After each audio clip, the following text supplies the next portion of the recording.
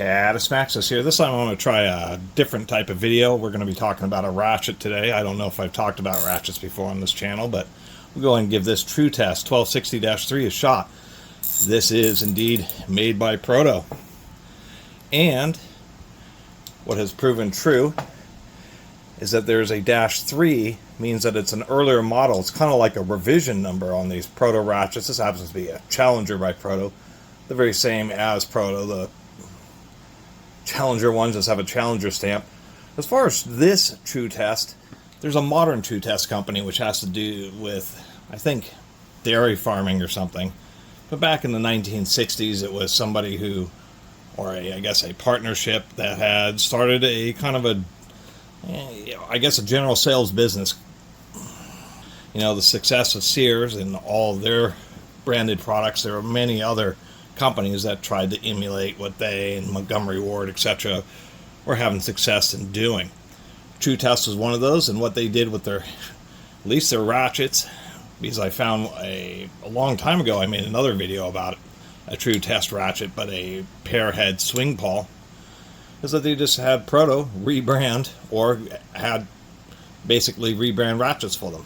So getting rebranded tools and covering the warranties on them, and then trying to sell them at a profit, is something that's been happening for a very, very long time. Anyway, I guess the only thing that separates this is a T1260 versus just regular 1260s, and that may be signifying something. Otherwise, the knurling, everything else is exactly the same. I replaced the spiral ring with a snap ring on this Proto. Anyway, long digression. The -3s are not what you want. If you find any of these Proto Ratchets, Challengers, or in this case Tru-Test, avoid the -3s. They did a big upgrade, and I'll show you. They upgraded to twin pawls on the -4s. Why? Because people were breaking the pivot pins. So let's go ahead and get these apart. Now these have, which seemed to be fairly common back in 1950s, 60s, 70s, etc., is the what I call Chevrolet logo style reverse knobs. And here's a New Britain. This actually happens to be a Husky's CB45. Also used a similar lever, or reverse knob I should say, but there's dramatic differences. The New Britain style ratchets were always much better. You always knew them because they had the patent number on the bottom. Anyway, I mean, they're not bad ratchets. They're made by Proto. They have pretty strong ball detents. I'd say that's about the same, as maybe a little softer than this Proto. And the New Britons always had really strong detents on them. Varying levels of anvil wobble. It's not too bad on this. This one was really bad until I put in the snap ring, which is just a little bit thicker. Now, the way Proto does it is, some manufacturers, when they have twin pawls, rocking pawls, like the SK design, they have two choices. They can just be exactly parallel to double the strength.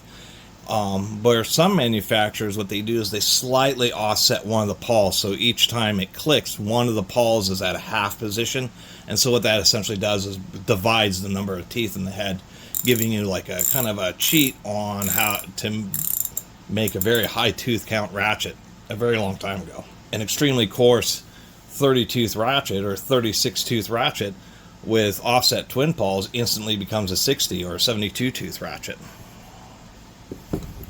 There are already like 50 or 60 teeth on the New Britons, but they have a special design.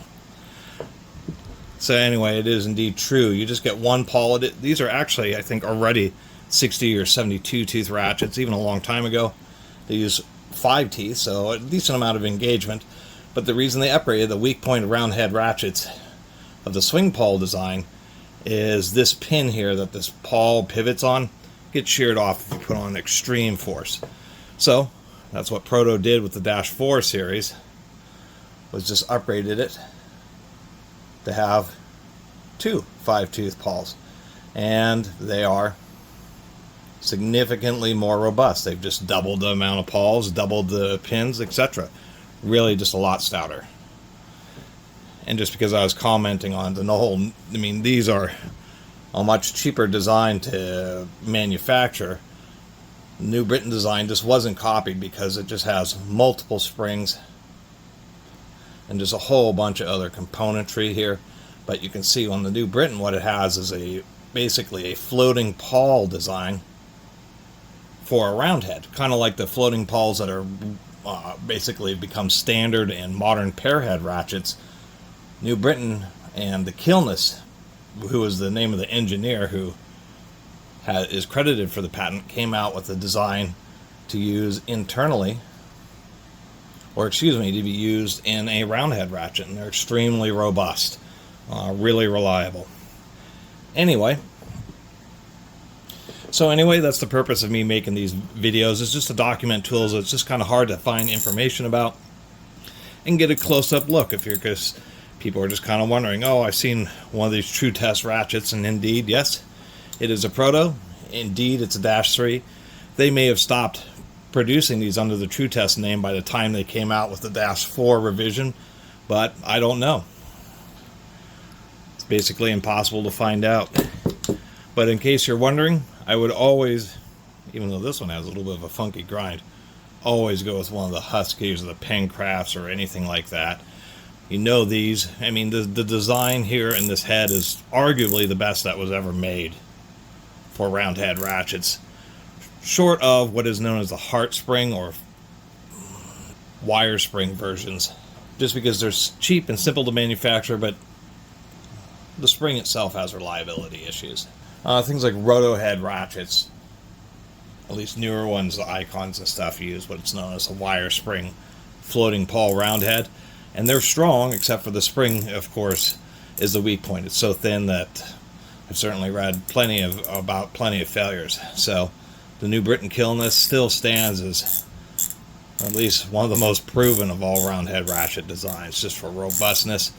What these are known for is actually having the ratchet head split. Other than that, if you do run into Tru-Test, Challengers, Protos, if it's not a -4, don't get it. It's because it's a single pawl version and it's just not worth it. Like this Tru-Test. Anyway, thanks for watching. See you next time.